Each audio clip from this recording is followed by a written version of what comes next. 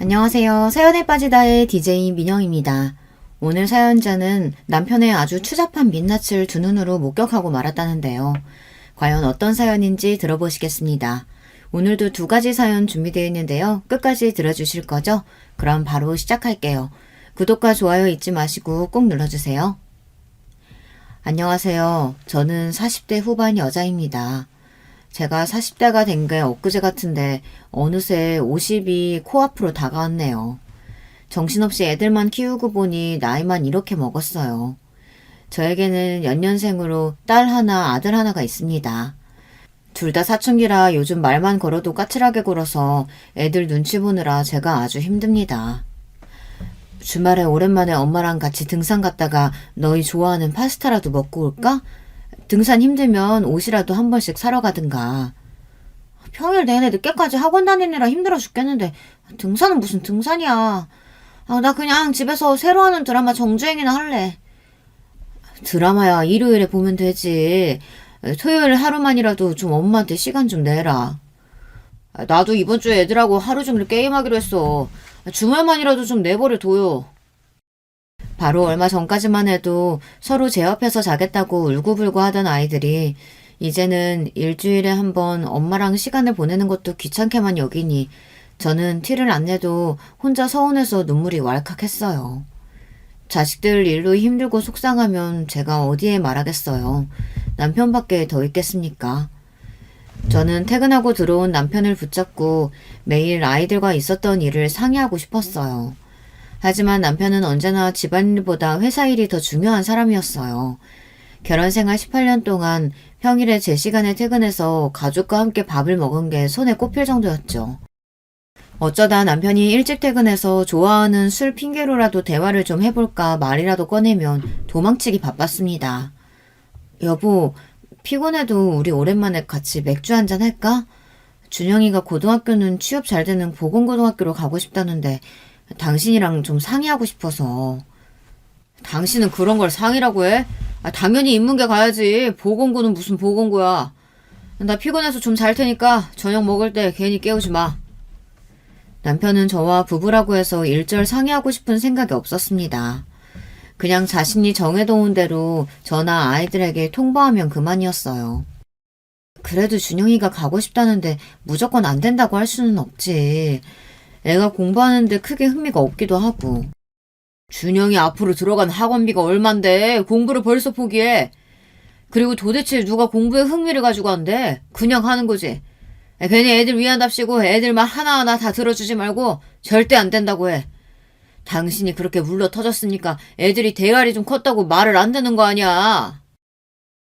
제 생각을 이야기해도 남편은 들어줄 생각이 없었어요.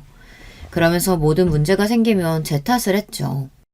애들이 공부를 못하면 그건 제가 애들한테 신경을 덜 써서 그런 거고 애들이 잘하면 그건 다 본인을 닮아서 그런 거라고 했어요. 큰딸이 공부를 잘했어요. 중학교 때 전교에서 5등 안에 드는 정도였는데 남편은 과고나 외고를 보내고 싶어 했습니다. 저는 딸아이가 공부를 잘하긴 하지만 과고나 외고에 갈 정도는 아니라고 솔직하게 이야기를 했어요. 학교 선생님도 그렇게 말했고요. 그런데 남편은 저에게 해보지도 않고 괜히 아이 기를 죽인다고 엄마가 그 모양이면 되겠느냐고 구박을 했습니다.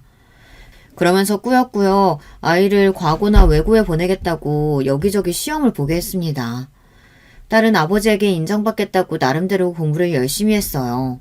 그런데 딸아이가 시험 본 학교에 다 떨어졌습니다. 저야 그래도 아이가 열심히 했으니 고생했다고 위로를 했는데 남편은 혀를 끌끌 찼어요.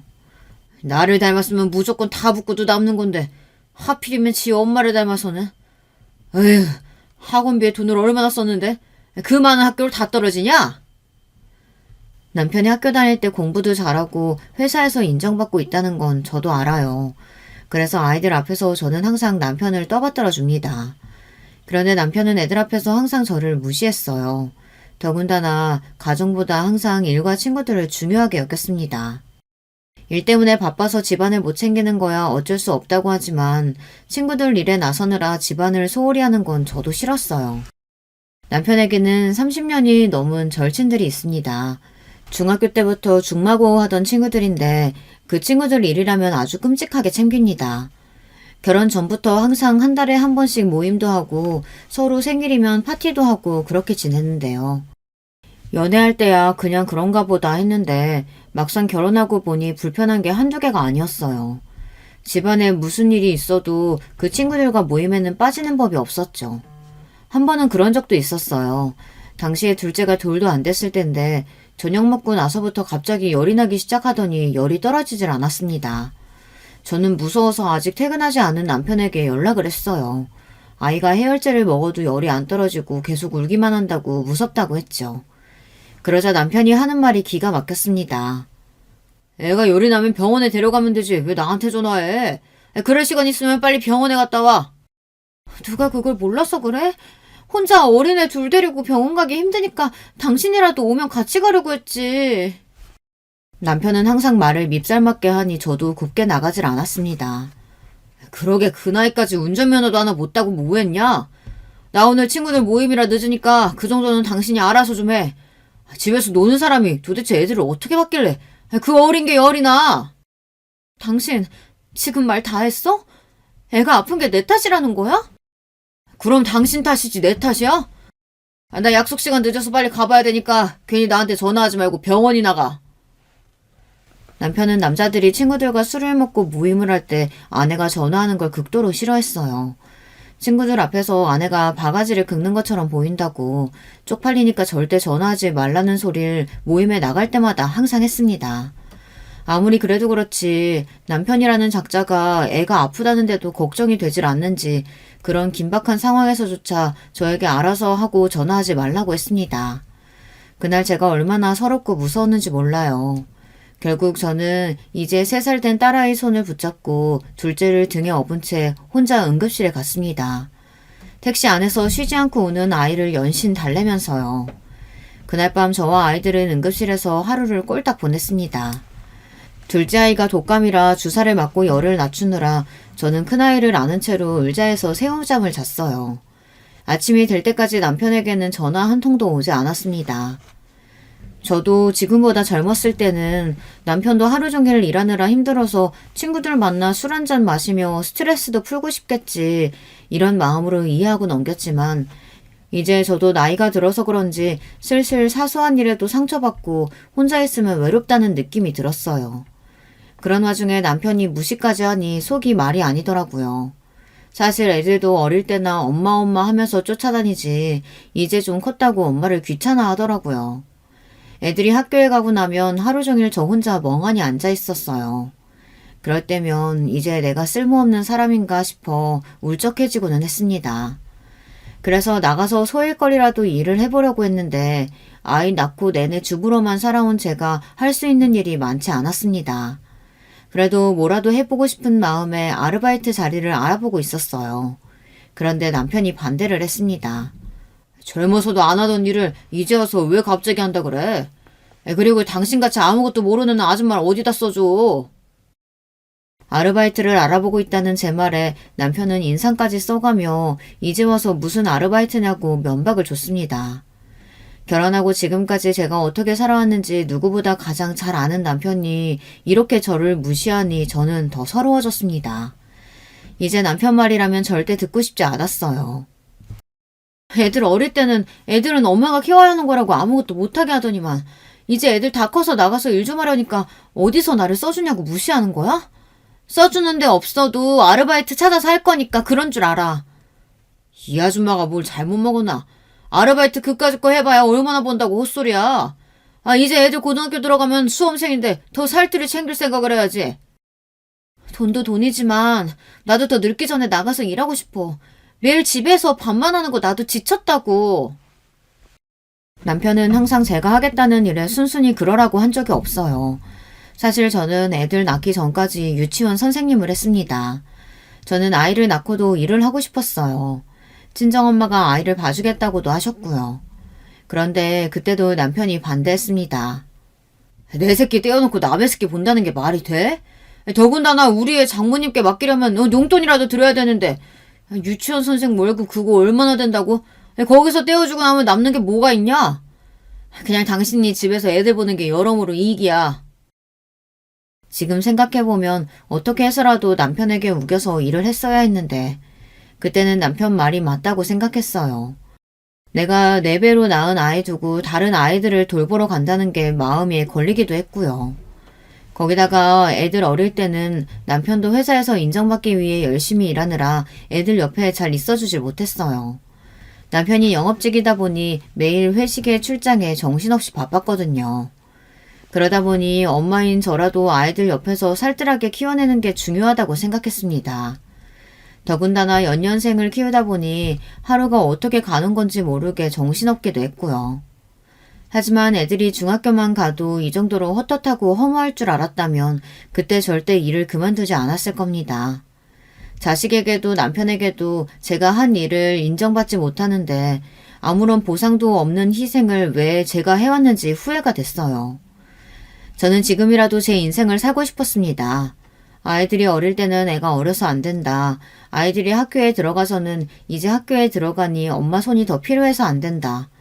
이제 애들이 다 커서 좀 살만해지니 애들이 수험생이라 안 된답니다.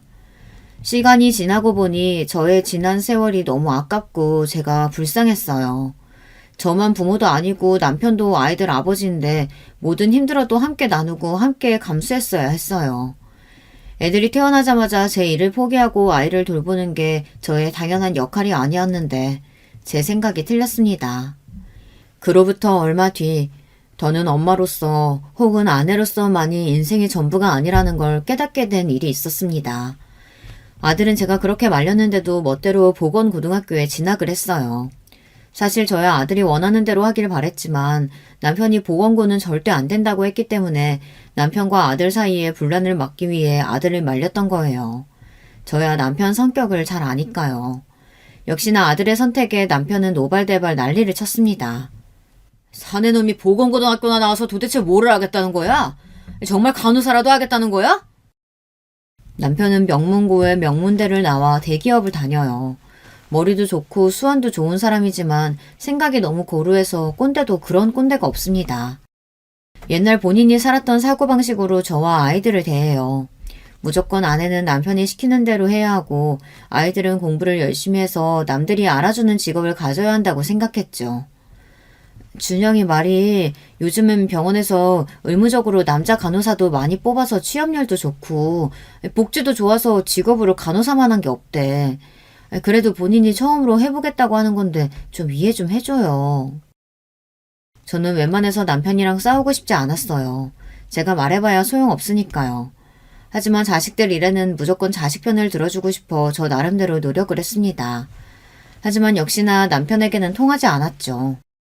사내놈이 의사도 아니고 꼴랑 간호사나 하겠다고 하다니 도대체 누굴 닮아서 저렇게 한심한 짓을 하는지 원. 누굴 닮긴 누굴 닮아요. 아빠가 매일 무시하는 엄마 닮아서 그런 거지. 나는 엄마처럼 아빠한테 빌부터 안 살고 나대로 알아서 살 거니까 제발 간섭 좀 하지 마세요. 그 순간 저는 누군가 제 뒤통수를 한 대 친 줄 알았습니다. 그 정도로 너무 깜짝 놀랐어요. 남편이 저랑 부부싸움을 할 때 저에게 했던 말이에요. 자기한테 빌부터 사는 주제에 말이 많다고요. 저는 아들의 말에 2번 놀랐습니다. 아이들이 아주 어릴 때였는데 아들이 그 말을 기억하고 있다는 것에 1번, 그리고 저에게 상처가 됐던 말을 아들이 한 번 더 저에게 각인시켜줬다는데 또 1번 상처를 받았죠. 그날 이후로 저는 새로운 인생을 살아야겠다 마음먹었습니다. 50을 앞두고 나서야 말이죠. 아이들이 고등학교에 다니고 수험생이 되는 건 아이들 인생이에요. 잘하든 못하든 본인들이 알아서 할 나름입니다. 제가 가만히 집을 지키고 있다고 해서 아이들 인생이 달라지는 건 절대 아니니 제가 변하기로 했습니다. 저는 그 길로 일자리를 알아봤어요. 핸드폰으로 아르바이트를 구할 수 있는 앱을 받아 하루 종일 확인했습니다. 아무리 둘러봐도 제 나이에 할 수 있는 아르바이트 자리가 보이지 않았지만 저는 포기하지 않고 매일 찾았어요. 그러다가 밤이 되면 절망했습니다. 내가 이렇게 능력이 없는 사람인가 자괴감이 들었거든요. 물론 제 잘못이죠. 남들만큼 공부도 많이 안 했고 남들 다 있는 운전면허도 하나 없으니 누가 나이든 저를 뽑아주겠어요. 그런데 어느 날이었습니다. 나이 제한 없음 주부사원 환영이라는 아르바이트 공고를 보게 됐습니다. 저는 그 길로 이력서를 보내고 며칠 뒤 면접까지 봤어요. 사람이 그래도 죽으라는 법은 없나 봅니다. 제가 아르바이트 랩을 본 지 한 달 만에 아르바이트를 구했어요. 제가 18년 만에 구한 직장은 바로 햄버거 가게였습니다. 햄버거 가게 주방에서 햄버거를 만드는 일이었는데 지난 18년 동안 주부로만 살아온 저에게는 너무도 찰떡인 일이었죠. 하루 종일 서서 일해야 하는 게 조금 힘들었지만 그것도 일주일 하다 보니 금세 적응이 됐습니다. 저는 애들이랑 남편에게 아르바이트 한다는 사실을 이야기하지 않았어요. 처음엔 제가 며칠 일하다 금방 잘릴 수도 있으니 말하지 말자 싶었는데 나중에는 말할 일이 아예 없더라고요. 제가 햄버거 가게에서 반년을 넘게 일하는 동안 아무도 제가 낮에 뭘 했는지 궁금해하지 않았어요. 저는 바보같이 그제야 처음 알았습니다. 가족 중 누구도 제가 하루 종일 뭐라고 지내는지 물어보는 사람이 없더라고요. 한 집에서 다같이 20년 가까이 살았는데 어쩜 엄마고 아내한테 이리도 관심이 없을 수 있을까 다시 한번 서운했습니다. 그러다가 어쩔 수 없이 제가 햄버거 가게에서 아르바이트 한다는 사실을 알릴 수밖에 없는 사건이 있었어요. 제가 일하다가 그만 다쳤습니다. 원래 주방이 좁은데 바닥이 기름지고 뜨거운 기름이 있다 보니 화상을 입거나 넘어지는 일은 비일비재했습니다. 그런데 그날은 제가 바닥 청소를 하다 그만 미끄러져 발목을 삐끗했어요. 별일 아닌 줄 알았는데 일어나서 걸으려고 하니 걷기가 어렵더군요. 제 상태를 본 점장이 아무래도 안 되겠다고 걱정해서 저는 곧바로 점장차를 타고 병원을 급하게 다녀왔어요. 의사 말이 발목에 금이 가서 2주에서 3주 정도 깁스를 해야 한다고 하더군요. 저는 할 수 없이 깁스를 하고 집으로 왔습니다. 아르바이트도 한 달을 쉬기로 했어요. 저는 다리를 다친 것도 다친 거지만 일을 한 달이나 쉬어야 한다는 게 속상했습니다. 햄버거 가게 일이 재미있었거든요. 그날 저녁 학원에서 돌아온 아이들이 제 다리를 보고 왜 갑자기 깁스를 했냐고 묻더군요. 그때가 제가 햄버거 가게에서 일한 지 반년이 딱 넘었을 때예요. 저는 아이들에게 사실은 아르바이트를 하고 있었다고 말했습니다. 햄버거 가게에서 일하다가 넘어졌다고요. 그러자 자식들이 하는 말이 기가 막혔어요. 엄마가 갑자기 아르바이트를 왜 해? 아빠가 이제 아예 생활비 안 준대? 내가 고집 부리고 보건고 가서 아빠가 이제 아예 학원도 보내지 말라고 했어? 엄마 그래서 일하는 거야? 아이들은 다친 제 다리보다 제가 갑자기 왜 일을 하게 됐는지를 궁금해하더라고요. 거기다가 남편이 생활비를 줄이거나 학원비를 주지 않는다고 해서 제가 일을 하는 줄 알았어요. 그때 웬일로 일찍 퇴근한 남편이 집에 들어왔어요. 그러더니 남편도 제 다리를 보고 무슨 일이냐고 묻더군요. 저는 남편에게 또 햄버거 가게에서 일하고 있다고 말했습니다. 당연히 남편에게 좋은 소리 못 들을 거야 알고는 있었지만 아무리 그래도 제 말이 떨어지기가 무섭게 남편 얼굴이 싹 변하더군요. 뭐 햄버거 가게? 당신 지금 나랑 장난해? 남편이 대기업 부장인데 마누라가 햄버거 가게에서 아르바이트나 하러 다닌다면 그게 말이 되냐고. 내가 언제 당신 너로 돈 벌라고 했어? 남편은 애들도 있는 앞에서 버럭 소리를 질렀고 아이들은 제 행동이 이해가 안 된다며 투덜거렸어요. 엄마, 아빠가 생활비 안 준다는 것도 아닌데 굳이 아르바이트를 왜 해? 집에서 우리 챙기기 싫어서 그런 거야? 엄마가 지난 18년 동안 너희만 보고 살았는데 이제 와서 너희 챙기는 거 힘들다고 나가서 일하겠니? 그럼 왜 그러는데? 집에서 아빠가 벌어오는 돈 가지고 편하게 살면 되지. 갑자기 나가서 아르바이트는 왜 하다가 다쳐서 오는데? 그 모습을 보는데 저도 모르게 웃음이 나오더군요. 한 집에서 20년 가까이 같이 산 남편도 제 속으로 낳은 제 자식도 제 마음을 이렇게 모른다고 생각하니 웃음이 절로 나왔어요. 아무런 이유 없어. 그냥 엄마가 하고 싶어서 하는 거니까 다들 해라 마라 간섭하지 마. 다들 뭐 할 때 나한테 상의 안 하고 알아서들 결정하잖아. 평소에는 내가 뭘 하든 관심도 없으면서 갑자기도 왜 이래? 남편도 아이들도 제 말에 인상을 구겼어요. 마치 자기들이 불만이 있어서 그러기라도 하는 것처럼 저를 이상한 눈으로 보았습니다. 저는 마음이 홀가분했습니다. 제가 하는 일을 남편이든 아이들이 싫어하면 저도 많이 신경 쓰일 줄 알았는데 생각보다 너무 아무렇지 않더군요. 그리고 제가 다리를 다쳤다는 말을 듣자마자 달려오신 친정 어머니와 아버지 덕분에 기운을 차렸습니다. 제가 비록 지금은 남편에게 꽉 잡혀서 무시당하며 자식들 뒷바라지하느라 정신없이 살고 있지만 어렸을 때는 사실 귀하디 귀하게 자란 막내딸이에요. 제 위로 오빠가 둘이나 있는데 오빠들이 태어났을 때는 아버지 사업이 잘 안 되다가 막내인 제가 태어난 해부터 아버지 사업이 탄탄대로로 잘 돼서 아버지가 큰 집도 사고 땅도 샀다며 저를 무척이나 예뻐하셨거든요. 제가 서울로 시집 오게 되면서 자주 보지 못해 많이 아쉬우셨는데 제가 발을 다쳤다는 소리에 놀라서 바로 서울로 올라오셨더라고요. 친정부모님도 이제 팔순을 바라보고 계신 나이라 힘드실 텐데 언제나 제 일이라면 발 뻗고 도와주셨어요. 아이고, 도대체 뭘 하다가 넘어졌어. 조심조심 해야지. 안 되겠다. 깁스 풀 때까지는 우리가 여기 있으면서 도와줄 테니 우리 아가 걱정 마라. 남들이 보면 유난하다고 하겠지만 친정 부모님은 걱정이 이만저만이 아니셨어요. 시골에서 매일 농사 짓느라 바쁘신 분들이 제가 다 낫는 걸 봐야 내려가시겠다고 할 정도였죠. 안 되겠다. 당장 네 오빠한테 전화해서 바로 녹용이라도 좀 보내라고 해야지.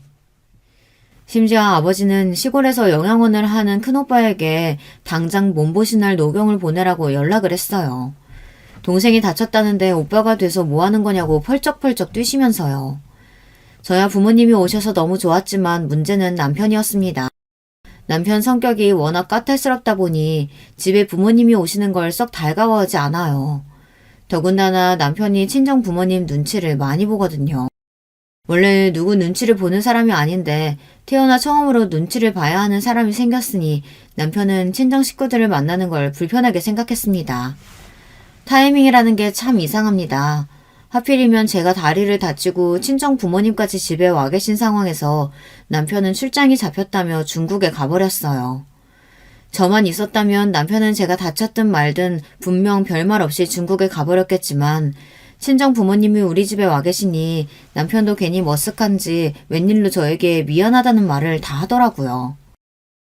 당신 다리도 불편한데 나까지 출장 가게 돼서 미안하네. 장인 장모님 죄송해요. 일 끝나는 대로 들어올 테니까 이 사람 좀 부탁드릴게요. 아이고 우리 김서방은 자상하기도 하지. 걱정 말게. 우리가 알아서 잘 보살필 테니 몸 건강히 잘 다녀와. 남편이 저한테나 애들한테나 엄격하게 굴어도 친정 부모님 앞에서는 꼼짝을 못해요. 그럴 수밖에 없는 게 남편이 가진 거 아무것도 없을 때 친정에서 많이 도와줬거든요. 사실 이제와 말이지만 시댁은 집만 서울이지 워낙 가진 게 없는 집안이었어요. 시부모님은 남편 어릴 때부터 사이가 좋지 않아 계속 따로 사셨는데 남편은 시어머니와 살면서 성인이 될 때까지 시아버지와는 아예 연락도 안 하고 지냈었대요. 시어머님 말씀이 시아버지가 워낙 여자를 밝혀서 그렇게 바람을 피우고 다녔다고 하더라고요. 시어머니는 그런 시아버지한테 질려서 일찍이 별거를 하신 거고요. 그래도 하나뿐인 아들을 생각해서 이혼은 안 하고 별거만 하고 살았는데 나중에는 그게 발목을 잡아 더 고생이었다고 하더군요. 당시에 남편은 군 제대하고 대학을 복학할 때였는데 갑자기 시아버지에게 연락이 왔대요. 몇 년 만에 갑자기 연락이 온 것도 기가 막히는데 시아버지는 대뜸 시어머니에게 돈이 좀 필요하다고 돈 좀 빌려달라고 했다더군요. 알고 보니 시아버지께서 꽃뱀을 잘못 만나 사기를 당해서 갖고 있던 돈을 다 날렸대요. 그것도 부족해서 사채까지 빌려 당장 그 돈을 갚아야 한다고 했답니다. 안 그러면 고소당해서 감옥까지 가게 생겼다고요.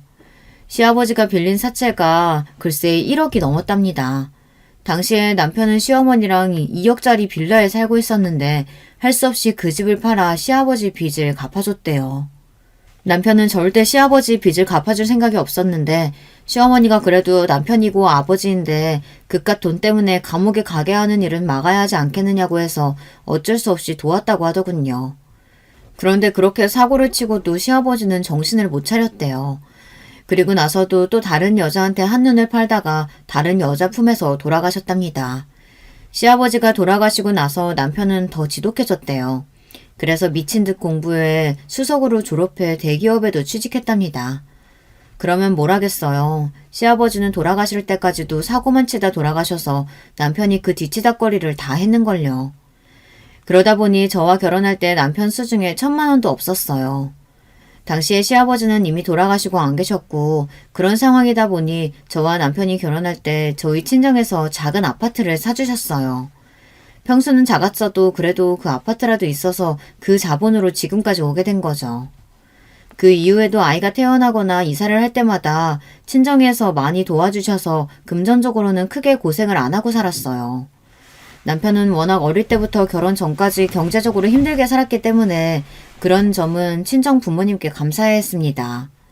그러다 보니 자기밖에 모르는 이기적인 남편도 친정 식구라면 슬슬 눈치를 보는 거죠. 더군다나 친정 오빠들이 좀 무섭거든요.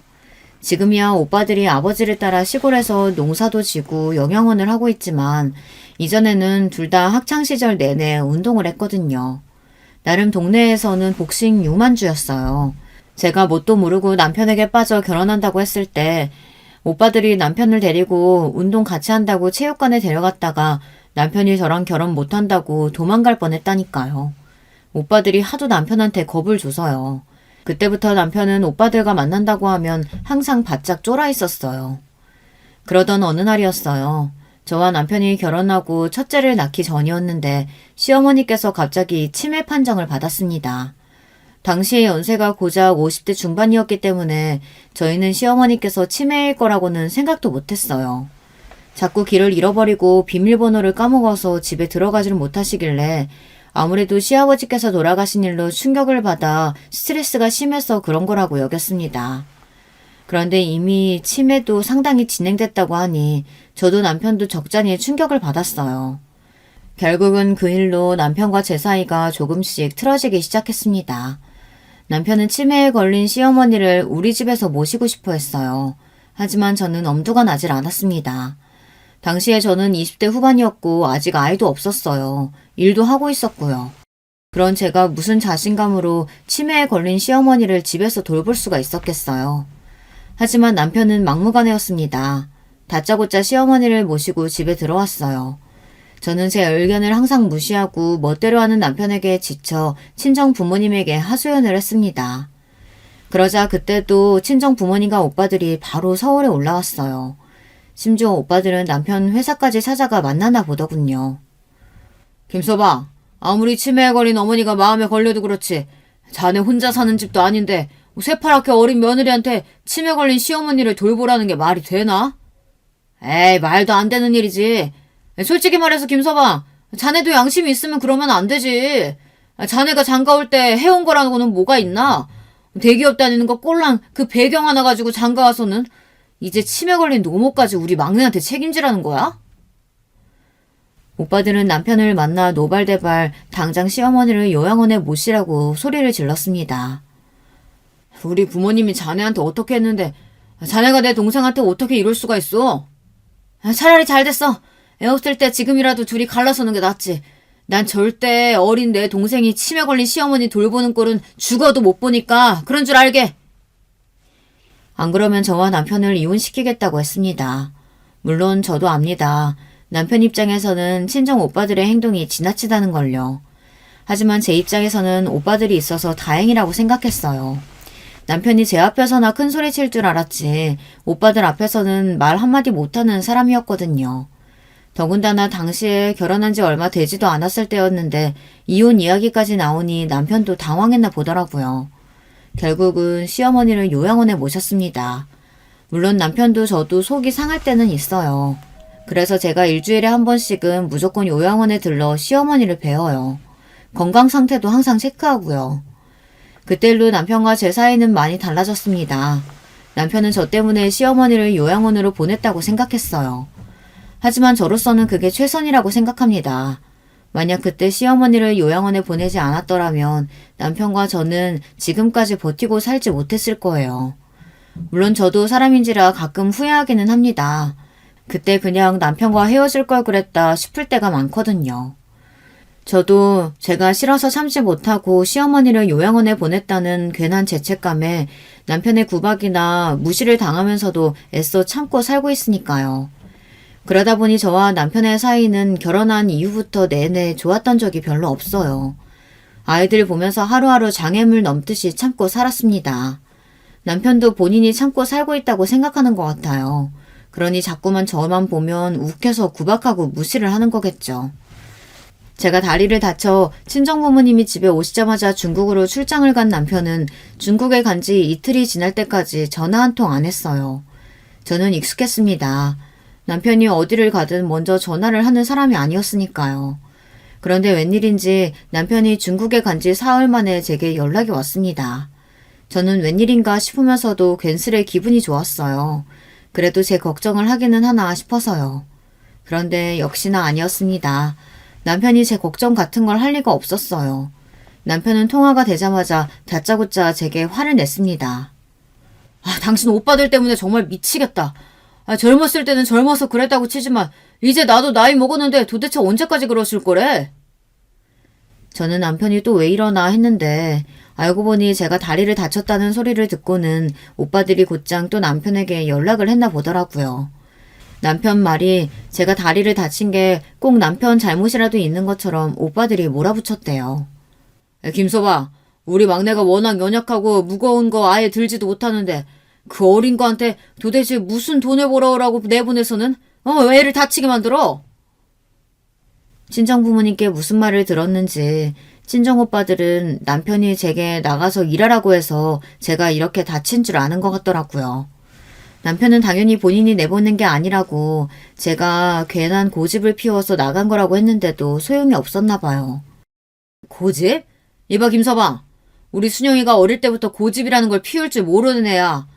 김서방이 얼마나 힘들다고 징징거렸으면 세상 물정이라고는 모르는 애가 그거 몇 푼 벌어보겠다고 나가겠어? 형님, 제가 절대 준영이 엄마한테 먼저 나가서 돈 벌라고 한 거 아니에요. 제가 지금 일 때문에 중국에 와 있으니까요. 나중에 한국 들어가면 그때 말씀드릴게요. 얼씨구, 중국? 마누라가 다리 다쳐가지고 거동을 못하는데 자네는 출장을 간다는 게 말이 되나? 저희 오빠들이 워낙 유별나다 보니 저도 웬만하면 우리 집 일에 대해 잘 이야기하지 않아요. 시어머니 요양원 일도 있으니까요. 하지만 이번엔 상황이 상황이다 보니 오빠들이 자연스레 알게 됐습니다. 당신 툭하면 오빠들 앞세워서 사람 바보 취급하는데 다시 한 번만 더 이래봐. 나도 더는 못 참아. 애들이고 뭐고 당신이랑 이혼할 거니까 그런 줄 알아. 남편은 화가 많이 났는지 제가 친정 부모님이랑 있는 걸 알면서도 소리를 지르더군요. 거기다가 이혼 이야기까지 꺼내면서요. 물론 저도 친정 오빠들이 심했다 싶기도 했지만 저도 남편에게 하도 당한 게 많다 보니 그날은 오빠들에게 남편이 혼났다는 소리를 듣는데 싫지만은 않더군요. 남편은 그날 이후 한국에 들어올 때까지 일절 전화 한 통이 없었어요. 저도 남편에게 연락하지 않았습니다. 남편이 집에 없는데도 저는 하나도 불편한 게 없더라고요. 오히려 친정부모님이랑 아이들이랑 함께 있는 게 더 편했습니다. 그제야 저와 남편 사이가 정상적인 부부 사이가 아니었다는 걸 깨달았어요. 그때부터 저는 더 앞으로도 제가 하고 싶은 대로 다 하며 살아야겠다 싶었습니다. 그리고 역시나 제 생각이 틀리지 않다는 걸 알게 된 계기가 있었어요. 제가 다리가 다 낫고 나서 다시 햄버거 가게에 출근한 지 한 달 만에 최고 서비스 사원으로 뽑히게 됐습니다. 저는 오랜만에 누군가에게 인정을 받았다는 기분에 취해 흥분을 가라앉힐 수가 없었어요. 그 순간 저에게도 꿈이라는 게 생기더군요. 이 햄버거 가게에서 오래오래 일해서 점장도 한번 돼보자 싶더라고요. 저는 목표가 생기고 나니 일하는 게 더 재밌어졌습니다. 제 마음이 얼굴에 다 티가 나는 건지 저에게 관심 없던 아이들도 제가 활기찬 얼굴로 열심히 사는 모습을 보더니 웬일로 저에게 보기 좋다는 말을 다 하더라고요. 어느 날 아침에 딸아이가 학교에 가기 전 저에게 웬 쪽지를 한 장 주고 가더라고요. 나 사실 처음에 엄마가 햄버거 가게에서 일한다고 했을 때 쓸데없이 왜 저러나 했었는데 엄마가 아침마다 신나서 출근하는 거 보니까 나도 다 기분이 좋더라. 열심히 해요.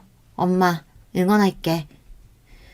자식에게 응원한다는 소리를 들으니 하루 종일 기분이 좋더군요.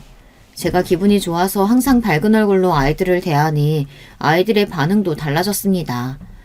저녁이면 셋이 모여 앉아 저녁을 먹으면서 서로 오늘 하루 있었던 일에 대해 이야기를 주고받기도 하고 쉬는 날 뭘 하면서 쉴지에 대해서도 이야기를 나눴습니다.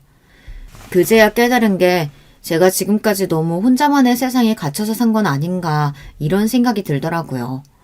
내가 하고 싶은 게 있어도 남편이 안 된다고 하면 제대로 싸워보지도 않고 괜히 남편 눈치를 보며 남편이 시키는 대로 하면서 살고 친정 부모님이나 오빠들에게만 의지하면서 산 거죠.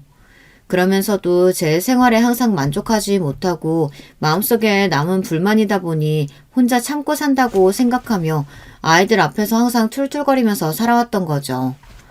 아무리 몸은 컸어도 아직 아이들인데 그런 엄마한테 무슨 말을 하고 싶었겠어요.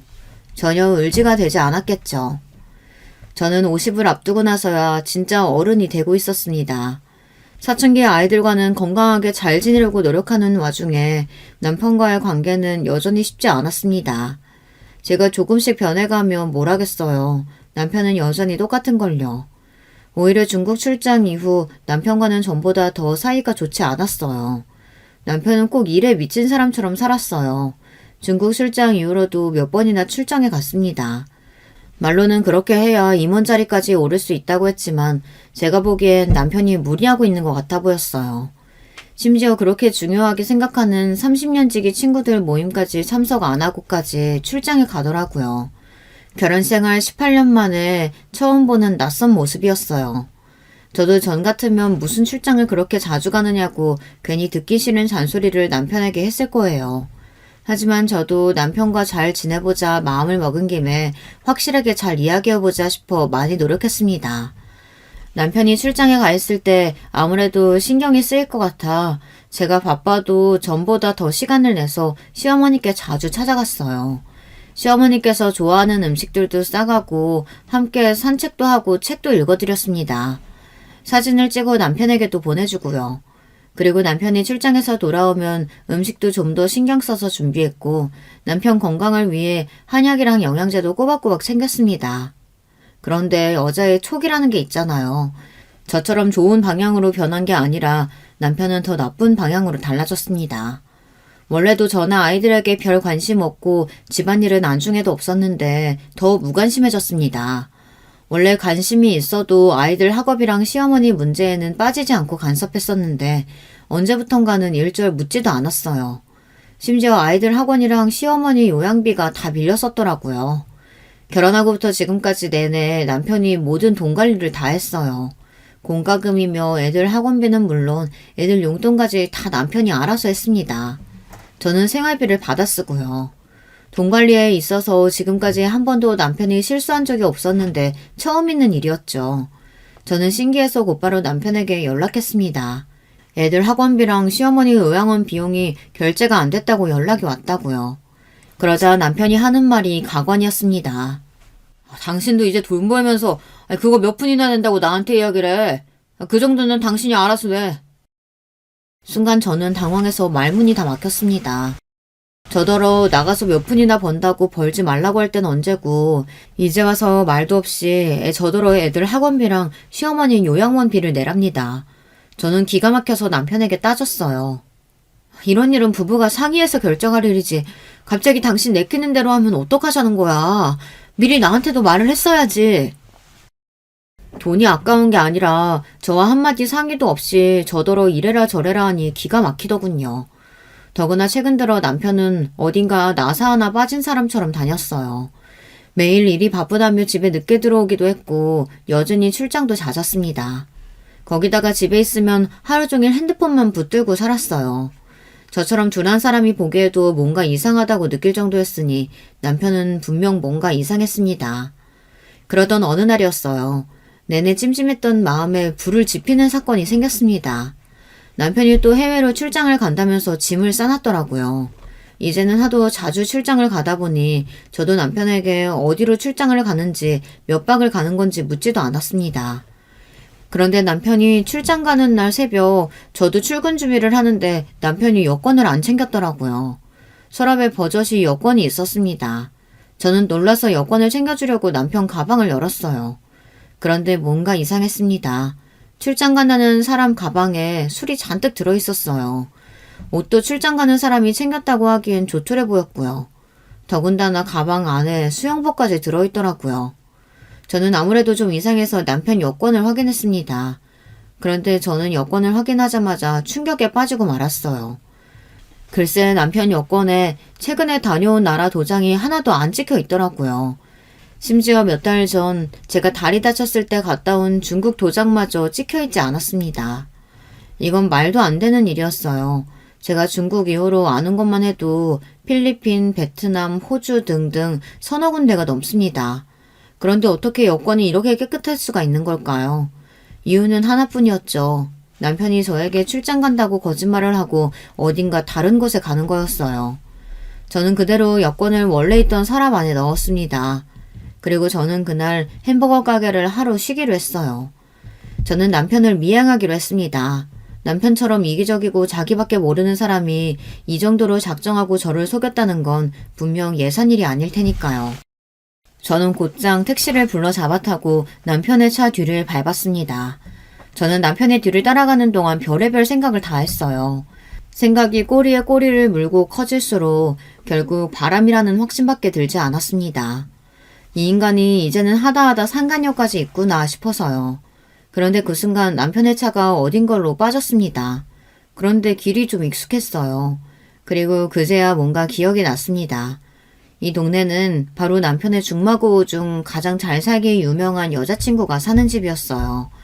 집안이 워낙 부자라 청담동에도 집이 있고 이 동네에도 별장 같은 집을 가지고 있다는 건 남편에게 들은 적이 있어 알고 있었거든요. 집이 무슨 대궐처럼 크고 수영장도 있어서 친구들 모임할 때 자주 간다고요. 여자가 얼마나 드센지 이혼을 2번이나 해서 혼자 산다고 했는데 남편이 그년 집에 가는 길인 것 같았습니다. 저는 순간 기분이 팍 상했어요. 이런 일이 생길 줄 알았습니다. 저는 처음부터 그 여자가 별로였어요. 결혼한 유부녀가 아무리 30년 지기 동창이라고 해도 남자들만 득실거리는 모임에 혼자 나오기 쉽지 않잖아요. 그런데 그 여자는 남자 동창만 10명 넘는 모임에 혼자 나왔어요. 더군다나 남편이 결혼하기 전부터 그 여자친구 이야기를 많이 했어요. 그 여자 이야기를 할 때마다 저는 기분이 좋지 않았습니다. 남편처럼 고지식한 사람이 이혼을 2번이나 한 여자친구 이야기를 하면서 매번 대단하다고 오히려 추켜 세웠거든요. 지숙이는 그럴 자격이 있어. 지숙이는 다 가졌잖아. 집안 좋지, 얼굴도 이쁘지, 몸매도 죽이지. 세상에 남자들이 얼마나 껄떡대겠어? 중고등학교 내내 동네에서 지숙이라고 하면 안 좋아하는 남자가 없었다며 남편은 항상 그 여자 이야기를 요란하게 해댔어요. 제가 남편에게 당신도 그 여자를 좋아했냐고 따져 물었는데 그럴 때마다 남편은 자기가 감히 어떻게 지숙이를 넘보냐고 했습니다. 저는 그 말이 더 기분이 나빴어요. 그랬으니 저는 그 여자 이름만 나오면 심기가 뒤틀릴 수밖에 없었죠. 그런데 글쎄 이 인간이 저에게 거짓말을 하고 그년 집에 온 겁니다. 저는 순간 아침에 봤던 남편 가방이 떠오르며 안에 있었던 물건들이 떠올랐습니다. 술과 수영복 말이죠. 그년과 수영복을 입고 수영을 하고 밤새 술을 먹으며 도대체 뭘 할 생각인 건지 상상하면 상상할수록 끔찍하기만 했습니다. 남편 차가 그 여자 집으로 들어가는데 순간 저는 숨이 턱까지 막히는 것 같았어요. 심장이 너무 빨리 뛰어서 이러다가 심장이 입 밖으로 튀어나올 것만 같았습니다. 안에서 남편이 뭘 하고 있든 제 머릿속은 이미 엉망이었어요. 별일 아닐 거라고 어떻게든 생각해보려고 해도 그럴 수가 없었습니다. 저는 어떻게 해야 좋을지 몰라 혼자 끙끙거리다가 결국 친정엄마에게 전화를 하고 말았습니다. 그리고 도와달라고 울먹거렸어요. 그러자 1시간도 되지 않아 친정엄마와 큰오빠가 혼자 바닥에 주저앉아 있는 제 앞에 나타났습니다. 오빠는 이미 흥분해서 당장 그 여자의 집 대문을 부술 기세였죠. 너는 왜 바보처럼 여기서 울고 있어? 이 거지 같은 년놈들 어딨어? 내가 당장 잡아서 아주 두 동강을 내버리라니까. 오빠는 그 길로 그 여자의 집 대문을 벌컥 열고 안으로 들어갔습니다. 저는 오빠의 뒤를 따라 들어갔어요. 그리고 곧장 그 집 현관문까지 단숨에 들어갔습니다. 남편 말대로 집이 얼마나 큰지 한참을 걸어 들어갔어요. 잠긴 현관을 보고 저는 초인종을 누르려고 했습니다. 그런데 그때 오빠가 하는 말이 바람핀 연놈들 잡으러 왔는데 누가 공손하게 초인종을 누르고 들어가냐입니다. 오빠는 흥분한 얼굴로 집 주변을 살피더니 곧장 베란다 쪽으로 다가가 커다란 돌을 집어 그대로 베란다 유리에 던졌어요. 순간 유리가 와장창 깨졌습니다. 이런 거지 같은 년놈들, 감히 내 동생을 두고 바람을 피워? 절대 가만두지 않을 거야! 오빠가 소리를 치며 집 안으로 뛰어들어간 그때였어요. 유리가 깨지며 환하게 드러난 거실에서 저와 친정 식구들은 충격적인 장면을 목격하고 말았습니다. 지금 생각해도 정말이지 더러워서 입에 담고 싶지도 않아요. 남편은 몽땅 벌거벗은 상태로 머리에 토끼 머리띠를 하고 엉덩이에 토끼 꼬리가 달린 속옷을 입고 있는 채로 바닥에 무릎을 꿇고 앉아 있었어요. 거기다가 그 지숙인지 뭔지 아는 년은 늙어서 쭈글거리는 몸을 훤히 드러내고 집안에서 하이힐을 신은 채로 채찍을 휘두르고 있었어요. 남편에게 말이죠. 순간 저와 오빠, 친정엄마는 입이 쩍 벌어져서 눈을 다 가렸습니다. 도저히 흉해서 봐줄 수가 없더군요. 아니, 여기는 어떻게? 놀란 토끼 눈이 돼서 제 몸을 가려보며 벌버둥 추는 남편 꼴을 보는데 과관이 따로 없더군요. 그제야 정신 차린 저는 주머니에서 곧바로 핸드폰을 꺼내 불륜 현장 사진을 찍었어요. 정말 토끼마냥 폴짝폴짝 뛰어대는 남편과 동네에서 제일 가는 미녀라는 지숙이의 년의 사진을요. 여보, 사진을 왜 찍어? 정말 그만 좀 찍어! 남편은 그만 찍으라며 제게 달려들었습니다. 그 순간 저는 배신감에 치가 다 떨렸어요.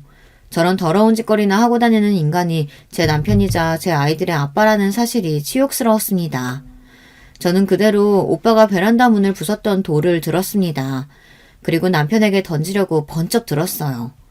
그 순간 남편이 제 앞에 무릎을 꿇고 앉더군요. 그러더니 얼마나 겁을 먹었는지 바닥에 오줌까지 싸더군요. 여보, 미안해. 나도 지숙이 제가 이런 걸 좋아하는지 몰랐어. 나도 절대 이런 짓 하고 싶지 않았는데 지숙이 전현이 자기 말 안 들으면 직장에 같이 찍은 사진 다 보낸다고 해서 미안해. 이혼 2번이나 한 년이 다 이유가 있는 건데 내가 내 발등을 찍었어. 이 새끼가 뚫린 입을 하고 아무 말이나 짓거리네. 너 안 되겠다. 오늘 한번 내 손에 죽어보자. 형님, 살려주세요. 친정오빠가 남편에게 달려들자 남편은 쫄아서 아주 주랭랑을 쳤어요. 그 모습을 보는데 저는 기가 차서 웃음이 다 나오더군요. 그리고 지난 저희 18년의 결혼 생활이 산산이 부서지는 느낌을 받았습니다. 저는 오빠에게 그만하라고 하고 그 집을 나왔어요. 물론 우리 부부가 사랑해서 18년을 살아온 건 아니지만 부부로서 의리는 있다고 생각했습니다.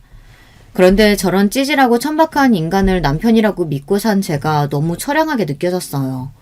그날 사건은 제 평생 잊히지 않겠지만 그 사건이 아니었다면 평생 저를 무시하고 구박했던 남편과 헤어지기로 마음먹지 못했을지도 몰라요. 저는 남편과 이혼했습니다. 생각보다 남편과 이혼이 쉽지 않았어요. 남편 자존심에 쪽팔려서라도 금방 이혼해줄 줄 알았는데 본인은 바람을 인정할 수 없다며 끝까지 버티더라고요. 남편 말이 그년과 뭐라도 좀 해보려고 계속 저를 속이고 만난 건 맞지만 지숙이년의 이상한 취향을 알고 나서는 헤어지려고 했답니다. 그런데 지숙이년이 자신을 놔주지 않아 할 수 없이 만나고 있었던 거래요. 안 그러면 회사에 같이 찍은 요상한 사진을 다 유포하겠다고 해서요. 저도 그년과 똑같은 방법을 써서 이혼했습니다. 멍청한 인간아. 당신이 이상한 짓거리 하는 사진 나한테도 있어. 당신 이혼 안 해주면 그 사진 당신 회사 게시판에 바로 올려줄 거니까 그런 줄 알아. 남편에게 그나마 있던 일말의 정마저 다 떨어져 버린 저는 조금의 미련도 없습니다. 단 한 가지 아이들에게 부모의 이혼이라는 상처를 안겨준 게 미안하지만 저는 저런 더러운 인간을 남편이랍시고 떠받들며 살 수는 없었어요. 저와 아이들은 남편에게 벗어나 아주 잘 살고 있습니다. 남편의 귀책 사유가 확실하다 보니 재산 분할도 양육권도 저에게 아주 유리한 방향으로 잘 마무리됐어요. 단지 하나 고민이 있다면 앞으로 아이들과 전 남편을 만나게 해줄 건지 말지 하는 그 문제입니다. 아이들은 이혼하게 된 이유에 대해 아직 자세히 모르다 보니 아버지를 만나고 싶어 해요. 하지만 저는 그런 인간을 만나게 해주는 게 맞나 싶습니다. 여러분의 생각은 어떠신가요? 제가 아이들을 생각해서라도 남편에 대한 분노를 좀 참는 게 나을까요? 여러분의 의견 댓글로 남겨주시면 참고하도록 하겠습니다. 지금까지 저의 이야기 끝까지 들어주셔서 감사해요. 여러분의 가정에는 항상 화목한 일만 가득하시길 바라겠습니다. 여러분, 두 번째 사연 시작하기 전에 좋아요, 구독 꼭 눌러주실 거죠? 그럼 두 번째 사연 바로 시작합니다. 안녕하세요. 전 경기도에 살고 있는 40대 여자입니다. 전 원래 남일에 잘 나서지 않고 그럭저럭 조용히 살던 사람이랍니다. 괜히 여기저기 낑겨들어서 싸움이 나고 말이 나오는 상황들을 좋아하지 않거든요. 특히 여자들 세계에서 그런 일들이 제법 많은 편이기도 하고요. 그런데 도저히 끼어들지 않고는 못 베길 상황이 나타나게 됐어요. 살다 내가 별일을 다 해본다며 스스로도 웃길 정도로 팔 걷어붙이고 나서게 됐답니다. 이건 다름 아닌 우리 신우 때문인데요. 사실 친가족 관계도 아니고 엄연히 남인 신우 때문에 왜 나서나, 그리고 뭔 일이길래 그러나 싶으실 수도 있으실 것 같아요. 하지만 제가 다른 복은 없어도 시댁 복은 있어서 어머니랑 신우와 무척 잘 지냈어요. 의외로 남편과는 그닥 좋지도 나쁘지도 않게 지내고 있었고요. 왜냐면 우리는 소개로 만났고 아주 딱딱한 첫 만남으로 시작했거든요. 남편은 저한테 말하는 어투도 되게 기계적이고 어색했었어요. 아, 안녕하세요, 정희씨. 김대리님께 들어서 아시겠지만 저는 김명철이라고 합니다. 이렇게 만나 뵙게 되어서 반갑습니다. 아주 딱딱하게, 그것도 정없고 재미없게 말을 하더라고요. 그래서 이런 부분은 썩 마음에 들지 않았지만 그래도 이 남자 말이에요. 외모가 너무 제 스타일인 거예요.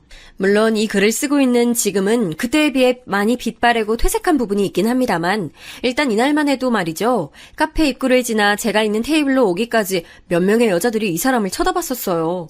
그리고 동시에 제게로도 눈길이 떨어졌어요. 왜 저런 남자가 저런 여자를 만나지? 이런 눈빛들로 쳐다보는 게 너무 느껴지더라고요. 하지만 저도 그닥 불쾌하진 않았던 게 딱 봐도 제가 평소에 만났던 남자들과는 전혀 다른 급이었거든요. 아, 안녕하세요, 명철씨. 얘기 많이 들었어요. 김대리님이 엄청 칭찬하시더라고요. 저도 너무 반가워요. 저기 음료 어떤 거 드실래요? 제가 먼저 시켜볼게요. 이때 전 어떻게든 냉정 상태를 유지하려고 하면서도 이 키 크고 훈훈하게 생긴 남자를 놓치고 싶지 않아서 갖은 필살기를 다 부려봤습니다. 그냥 길 가면서 대충 봐도 키는 180을 훌쩍 넘긴 남자는 눈길이 가게 되잖아요. 게다가 어깨도 딱 벌어지고 눈썹도 진하고 눈은 크면서 엄청 순한 눈매를 하고 있었어요. 만나다 보니 점점 정이 들면서 이 사람이랑 결혼하고 싶은 생각이 있었기에 이쪽 집에 들려보게 됐답니다. 인사드렸을 당시 어머니는 서글서글한 인상으로 세 보이지 않으시는 분이었고 저보다 1살 어리다는 여동생, 그러니까 지금의 제 신우 말이에요. 그때 보니 너무 순하고 착해 보이는 거예요. 그러면서도 어쩜 그렇게 센스 있게 제가 가려운 곳을 쓱쓱 긁어주는지 얼굴도 예쁘고 귀엽고 자기 오빠 닮아서 보통 미모가 아니기도 했답니다. 이런 여동생이 있으면 좋겠다는 생각이 들 정도로 너무 착하고 사랑스러운 사람이었어요. 웬만해선 제가 같은 여자한테 이런 칭찬 잘 안 하는데 하여간 모시문데 못한다고 이 남매들은 외모도 훌륭하고 성격도 수더분했어요. 어머, 오빠한테 듣던 대로 정말 미인이시다. 저도 정희 언니 한번 만나보고 싶었어요. 저희 오빠가 너무 표현도 서툴고 말도 없어서 답답하지 않으세요? 그래도 얘기 들어보면 오빠가 정말 언니를 되게 아끼고 좋아하는 것 같더라고요. 저한테도 언니 오늘 오면 잘해주라고 어제 부탁했었어요. 오빠가 그런 말 하는 거 정말 처음 봤어요. 저희 오빠 잘 부탁드려요. 이렇게 깜찍하게 말을 해오니 어찌 이쁘지 않을 수가 있겠어요. 초면이니까 그냥 서로서로 좋자고 하는 얘기가 아니라 진심을 담아서 전하는 게 느껴지더라고요.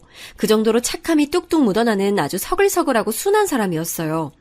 이후에 우리는 정말 일사천리로 쭉쭉 일이 진행되어서 결혼을 하게 됐고요. 그 다음에 바로 귀여운 아들을 낳게 됐답니다.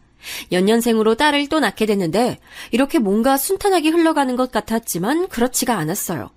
제가 너무 철이 없었던 걸지 몰라도 사랑하는 사람과 함께 결혼해서 살면 다 행복할 줄 알았거든요. 남편이 됐고 애도 둘이나 낳고 이제 열심히 서로 도와가면서 살면 된다고 생각했어요. 그런데 애 하나랑 둘의 삶은 천지 차이더라고요. 연년생으로 딸을 낳고 쉴 틈 없이 큰일을 경험한 제 몸은 아주 안 좋아졌고 전 이때 청천벽력 같은 얘기를 병원으로부터 듣게 됐어요. 이때 너무 막연하게 들려지면서 뭔가 이 말과 제 인생이 다 따로따로 놀고 있는 것처럼 느껴지더라고요. 왜 갑상선암이라는 단어와 제가 하나가 되어야 했던 것일까요? 선생님, 암이라고요? 세상에, 저 애가 둘이에요, 선생님. 이렇게 갑자기 걸릴 수도 있는 거예요? 물론 갑자기 걸린 건 아닐 거고 저도 그 전에 건강에 대해 무척 둔감했던 터라 얼마든지 징조가 있었을 거예요. 아무튼 제가 정확하게 인지하고 알게 된 때가 너무 갑작스러웠으니 견디기 힘들었죠. 이 사실을 알게 된 우리 친정엄마는 하늘이 무너지는 듯한 얼굴을 하고 도통 정신을 못 차리시더군요. 연년생 손주, 손녀 돌보느라 엄마도 진이 빠지고 이제 한계라고 하셨는데 그 와중에 딸이 이렇게 아프다고 하니까 엄마도 너무 기가 막혔나 봐요. 설상가상으로 엄마도 건강 상태가 나빠지시면서 저는커녕 우리 애들까지 신경 써주실 수가 없게 됐어요. 그런데 그 순간 신우가 갑자기 연락을 해왔어요. 어머, 새언니 어떡해요. 너무 힘드시겠다. 제가 뭐 도와드릴 건 없을까요? 저 마침 이번에 2월에 일을 그만두게 됐어요. 몇 달간은 도서관 다니면서 공부하고 다른 걸 준비하려고 했거든요. 제가 언니네 가서 연우랑 연진이 같이 봐드릴까요? 그 정도는 해드릴 수 있어요. 언니 너무 힘드셔서 어떡해요. 이렇게 진심으로 저를 걱정하며 말해주던 신우 반응을 생각하니 저도 너무 어려워하지 않고 도움을 부탁하게 됐어요. 친정엄마도 못해주고 사람 들여서 하기엔 신경 쓰이고 그래도 애들한테 고모이기도 하고 저한테 불편하지 않은 신우였으니까요. 이후로 신우는 제 부탁을 받자마자 곧장 준비를 해서 우리 집으로 들어왔어요. 언니, 제가 애들이랑 오빠 챙길 테니까 걱정하지 마시고 수술 받으세요. 엄마가 언니 먹는 것도 신경 쓰일 것 같다고 이것저것 이렇게 챙겨주셨어요. 한 3개월까지는 넉넉히 있을 테니까 걱정 마시고 치료에만 신경 쓰세요, 언니. 신우는 이때 먹거리며 제가 먹어야 할 영양제니 이런 것들까지 신경 써서 준비를 해왔더라고요. 제가 체력적으로 힘들어하면 본인이 홀로 애들을 데리고 시댁에 가서 자고 오기도 했어요. 언니 괜찮아요? 수술 결과는 좋은 편이라고 했으니 그것만으로 얼마나 감사해요. 언니, 낮에 엄마랑 연우, 연진이 데리고 잠깐 산책도 갔다 왔어요. 연우 잡으러 다니기 힘들더라고요, 이제. 연진이는 얼마나 새근새근 잘 자는지 길 가는 할머니, 할아버지들이 애기 인형 같다고 칭찬하시더라니까요. 그러면서 사진과 동영상도 보여주고 저 읽으라며 책도 사다 주고 하여간 신우 신세를 보통 진 게 아니에요. 이때 남편도 제 딴엔 저를 돕고 싶었겠지만 애 둘 아빠고 집 대출도 남아있고 둘째를 이렇게 빨리 가질 계획이 없던 상태에서 애를 낳았잖아요. 원래는 그 안에 제가 복직해서 같이 돈을 번다는 계산도 있었기에 이 사람도 되게 부담이 큰 상태였어요. 그거야 이해하지만 사람 참 안 변한다고 아픈 와이프한테 좀 따뜻한 말이나 표현 좀 해주면 좋으련만 그런 게 전혀 없는 거예요. 그런 모습들을 신우가 옆에서 보고 뭐라고 하더라고요. 오빠, 이럴 땐 언니한테 꽃 한 송이라도 사오고 그러는 거야. 일주일에 한두 번은 꽃 사오고 할 말 없어도 언니한테 매일 전화 한 번씩 해줘. 10초 후에 끊는 한이 있어도 말이야. 여자들은 그런 걸로 살아갈 힘이 생겨. 이런 말을 해주니 남편도 자기는 잘 몰랐다며 머쓱해하고 그 말을 들으며 저는 제 작은 독방에서 잠들곤 했어요. 조카들 돌보는 것으로도 너무 지칠 텐데 착한 신우는 정말 조금도 싫은 소리를 하지 않았어요. 저도 이때 너무 미안한 게 새벽까지 잠이 오질 않고 우울감이 너무 심해져서 밤에 혼자 막 울었거든요. 그런데 그때 건너방에서 애들 데리고 자던 신우가 뛰어들어오더니 저를 와락하고 안아주는 거예요. 아이고, 언니 힘들었어요? 괜찮아요, 괜찮아요. 애들 잘 때까지 못 울고 있었나 봐요. 언니 잘했어요. 우리 연우, 연진이도 낳아주고 큰일 해줘서 고마워요. 고마워요. 이때 정말 저는 창피할 정도로 소리 지르며 울다가 뛰어들어와서 저를 안고 한참이나 토닥여주는 신우를 보며 감정을 겨우 추스리게 됐어요. 사람은 자기 감정에 동의해주는 사람이 한 명만 있어도 살 기운을 찾는다더니 신우가 곁에 있어서 얼마나 다행이었는지 몰라요. 이윽고 저는 마음을 조금씩 다잡게 됐어요. 언제까지 우울해할 수도 없고 수술은 잘 끝나고 먹는 거 주의하고 검사만 계속해서 받으면 되니까 좋은 부분을 되새기기로 했습니다. 한편으로는 늘 내 멋대로 날 위해 산다면서 바쁘게 살아왔는데 인생에 이처럼 한계가 있고 유한한 기준점이 있다는 걸 알게 된 것 같아요. 그래서 저는 다시 정신을 차리고 신우는 다시 집으로 보내고 애들과 얼마간 시간을 보냈습니다. 그런 와중에도 신우는 저와 주마다 만나서 애들 데리고 같이 카페도 가줬고요. 그 무렵에 신우가 뒤늦게 연애를 하고 있어서 그런지 더 얘기도 많이 나누고 친하게 지냈어요. 사실 신우도 결혼할 나이를 훌쩍 넘겼기 때문에 우리 어머니도 걱정이 많으셨거든요. 제가 봐도 참 예쁘고 좋은 사람인데 얼른 좋은 사람 만나서 가정을 꾸리길 바라게 됐어요. 그리고 좀 시간이 지나서 제가 복직하고 애들도 어린이집을 보내고 있을 즈음 신우가 기쁜 소식을 전해왔습니다. 저기 언니, 저 결혼하게 될 것 같아요. 어제 그 사람한테 프로포즈 받았어요. 엄마한테는 이제 막 얘기했고 바로 언니한테 말하는 거예요.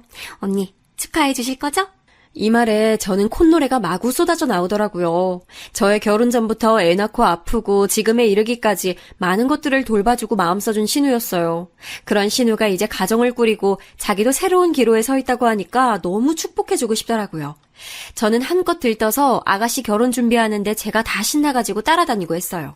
이후 상견례도 참석했고 예비 남편분도 마주하게 됐고요. 헌데 인물은 잘생겼지만 사실 지금 와서 생각해보면 제가 느끼기엔 인상이 크게 썩 좋진 않았던 것 같아요. 말투가 엄청 거만했거든요. 아, 자기야, 누구셔? 인사는 제대로 시켜줘야지. 이러면서 엄청 건들건들하게 아가씨한테 말을 걸더라고요. 저도 꾸벅 같이 인사를 했지만 어째 상견례 내내 고자세를 취하고 있는 거예요. 우리 어머니 말씀하시는데도 핸드폰이나 쳐다보고 있고 중간에 전화 받으러 나가고 무슨 잠깐 거래처 미팅 온 사람인 양 말이죠. 저뿐 아니라 남편도 약간 불쾌했던지 집에 가면서 저한테 그러더라고요. 뭐가 바쁘길래 예비 처거 어른들 앞에 두고 시종일관 전화질인 거야? 나이도 먹을 만큼 먹어선 어른들한테 뺀질거리는 걸 보니 영 마음이 안 놓이네. 희진이 지가 좋다고 하니 나도 더 할 말은 없다만. 잘생기고 인상이 뭔가 쎄한 사람이 있고 잘생기고도 무던한 사람이 있잖아요. 근데 이 예비 남편은 대충 봐도 뭔가 매너가 없고 사람이 좀 가벼워 보였어요. 당시에는 아가씨가 워낙 좋아하는 데다가 이미 결혼 얘기가 나왔는데 더 할 말이 없었죠. 모든 게 너무 결과론적인 이야기긴 하지만 가능하다면 그때 말리는 게 좋았을 것 같아요. 이혼보다는 파혼이 나으니까 말이에요. 왜냐면 이후로 결혼해서 무던하게 잘 사는 줄 알았던 신우는 그렇지 않은 삶을 살고 있었더라고요. 워낙에 말이 없는 집안 사람들이라 처음엔 전혀 알지 못했어요. 신우는 저처럼 결혼한 지 1년 차에 아기를 낳게 됐고 아무래도 산후조리 힘들지 않을까 싶어 이것저것 물어봤어요.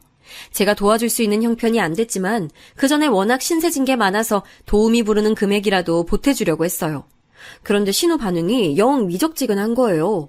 아기 낳은 지 얼마 안 되었으니 힘들 때기도 하고 몸도 안 좋은가 보다 정도만 생각했죠. 아가씨, 많이 힘들죠? 산후조리 왜 안 하고 집으로 왔어요? 집에서 애기 볼 거면 도움이라도 불러야지 혼잣 못해요. 지금 어머니도 허리 안 좋으시고 왔다 갔다 하기 힘드시니까 내가 도움이 좀 알아봐 줄까요? 못해도 최소 2주 정도는 도움이 있어야 돼요. 한 달이면 더 좋고. 도우미 비용은 나랑 오빠가 해드리고 싶은데 그럴 수 있게 해줄래요?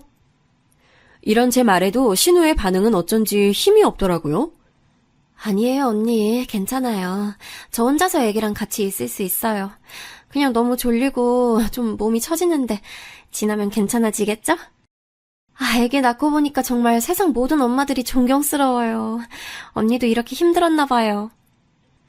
이처럼 신우는 한사코 괜찮다고 했지만 저는 워낙 순둥하고 남한테 민폐 안 끼치려는 그 성격을 잘 알고 있었어요. 게다가 이 무렵쯤 남편으로부터 이상한 소리를 듣기도 했거든요. 저 여보 혹시 말이야, 희진이한테 뭐 다른 말 없었어? 당신한텐 얘기를 했을까 싶어서. 응? 그게 무슨 말이야? 아가씨한테 아무런 연락 온 거 없는데?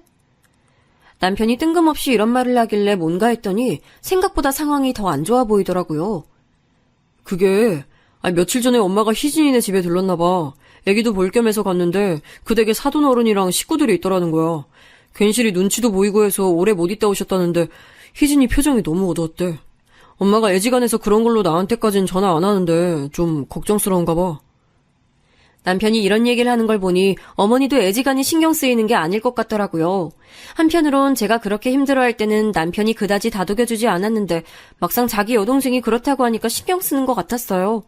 그 부분이 약간 서운하긴 했지만 그렇다고 이 사람이 제게 별다른 잘못을 한 것도 아니고 그걸 메꿔주겠다고 어머니와 신우가 힘써줬으니까요.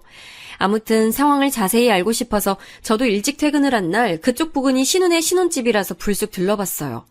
그런데 제가 얼핏 듣기로도 사돈댁이 와 계시다고는 알고 있었거든요. 역시나 들어갔을 때도 계셨고 저를 보더니 썩 반기는 표정이 아니신 거예요. 안녕하세요. 그때 상견례랑 결혼식 때도 뵀던 것 같은데 누구지? 오빠 부인 새언니라고 했죠? 우리 며느리한테 들었어요. 아주 사이좋게 잘 지낸다고. 예, 어르신 안녕하세요. 저희 아가씨 잘 부탁드려요. 안 그래도 애기 낳고 한 번은 와봐야지 싶어서 들려봤어요. 많이 도와주신다고 들었는데 너무 감사드려요. 전 인사차 건넨말이었는데 이때 사돈어른 대답은 되게 기분 나쁘게 돌아오더라고요. 그 말투만 봐도 자기 며느리를 어떤 식으로 보고 있는지 느껴졌어요. 내가 도와준다고? 난 그런 적 없는데. 제가 그래요? 말이야, 바른 말이지. 시어머니가 며느리 애 낳았다고 뭐 해줄 게 있나. 그런 건 다 필요 없는 거야. 옛날에 언제 그런 걸 받고 살았어? 아이, 게다가 감히 어떻게 시어머니한테 며느리를 봐달란 소리를 하냐고. 아유, 난 우리 손주 보러 온 거예요. 아들 보러 왔고. 이렇게 찬바람이 획획 돌게 받아치시는데 너무 무안할 지경이었어요. 아무리 그래도 그렇지 자기 며느리네 친정 식구인데 말을 저렇게 대놓고 탁탁 쏘아댈 필요가 있나요? 그 순간엔 저도 마땅히 대꾸를 하지 못했고 주방에 있던 신우는 저와 눈이 마주치자 엄청 난감하고 곤란한 듯 웃더라고요. 그리고 정말 그 밝던 얼굴이 우중충해 보이는 거예요. 심지어 이때 잠깐 눈 맞춤하는 것조차도 꼴보기 싫었던지 사돈어른은 저보고 은근 빨리 다시 가져왔으면 하는 투로 말하더군요. 이쯤부터 조금 화가 났어요. 우리 며느리 알아서 잘 지내고 있으니까 너무 걱정할 거 없어요. 우리 손주도 이제 막 잠들었어. 애기들 낯선 어른 손 타면 안 돼. 병 걸려. 조금 있으면 우리 아들이랑 식구들 올 건데 계속 있다 갈 거예요? 난 쟤한테 자기네 식구 온다는 말도 못 들었어. 얘, 온다면 온다고 말을 해줘야지. 이렇게 손님을 갑자기 들이닥치게 하면 어쩌냐? 이러면서 저 말고 신우한테 면박을 주는 거예요. 그 말에 움찔해서 신우는 어쩔 줄 몰라 하는 표정으로 고개를 팍 숙이는데 제 성질대로라면 뭐라고 바로 쏘아붙였을 거예요. 하지만 제가 나가고 난 뒤 신우는 계속 자기 시어머니랑 같이 있어야 하니 답이 없겠더라고요. 그래서 한창 열오른 상태를 슬쩍 누른 뒤 저도 웃으면서 할 말 했어요. 어머, 아가씨가 부른 게 아니고 제가 온 거예요, 사돈어른. 여하튼 오늘은 제가 갑자기 들러서 너무 죄송하고요. 이후로는 우리 조카 보러 저도 자주자주 들려볼게요. 오늘 이렇게 가는 게 너무 아쉬워서요. 그럼 안녕히 계세요, 사돈어른. 이러고 제가 훅 일어서자 그 사돈어른은 아주 못마땅하다는 얼굴로 저를 응시하더라고요. 진짜 저랑 고부관계로 만났으면 가만 안 있었을 텐데 한 다리 건너 시어머니라 뭐라 하지도 못하고 그냥 참고 나왔어요. 한 가지 마음에 걸리는 건 신우가 너무 살이 빠져있고 얼굴색이 나빴다는 거죠. 결혼 전에 그렇게 생기발랄하고 예쁘고 결혼 시기가 좀 늦어졌다는데 주변에서 다 탐내는 신부감이었어요.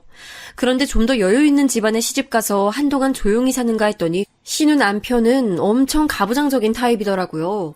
아내가 밖에 돌아다니는 걸 못 보고 약속도 못 잡게 하고 집에만 가둬두는 성격이었어요. 그런데다가 자기 엄마를 비롯해서 아버지며 동생이며 누나며 엄연히 한 가정인 이 집에 수시로 드나들게 놔두고 말이에요. 앞만 봐도 신우 저러다가 우울증 걸릴 것 같은데 이날 집에 와서 남편과 얘기를 하다 보니 너무 답답한 거예요. 내가 볼 때 아가씨는 이미 우울증인 것 같아. 내 눈 잘 쳐다보지도 않고 표정도 너무 우울해 보이고 거기 사돈어른 진짜 장난 아니었어. 어떻게 선물 들고 왔는데 그냥 현관에 세워두고 자기는 소파에 앉아서 중얼중얼대냐고 들어오라 소리도 안 하고 말이야. 어떻게든 빨리 내보내고 싶어서 안달인 눈치였어. 남편도 이 얘기를 듣더니 웬만하면 관여 안 하려 했지만 계속 신경이 쓰이는 듯 보이더라고요. 무튼 이렇게 갑갑한 상태로 지나가던 와중 저는 새벽녘에 신우로부터 전화를 받게 되었는데요. 진짜 엎친 데 덮친 격이라고 뭐 이런 경우가 다 있나요? 아가씨, 이 밤에 무슨 일이에요? 어디 아파요? 애기 아프고 그런 거 아니죠? 언니, 그게... 이때 신우는 몇 마디 말을 이어가지 못하고 뜸을 들이더니 나중엔 엉엉 울기만 하는 거예요. 좀 달래가면서 사정을 들어보니 이유는 딱 하나, 남편 때문이었더군요. 사실 따져보면 그 집 시어머니가 모든 원인이기도 하고요. 남편한테 요즘 여자가 있는 것 같아요.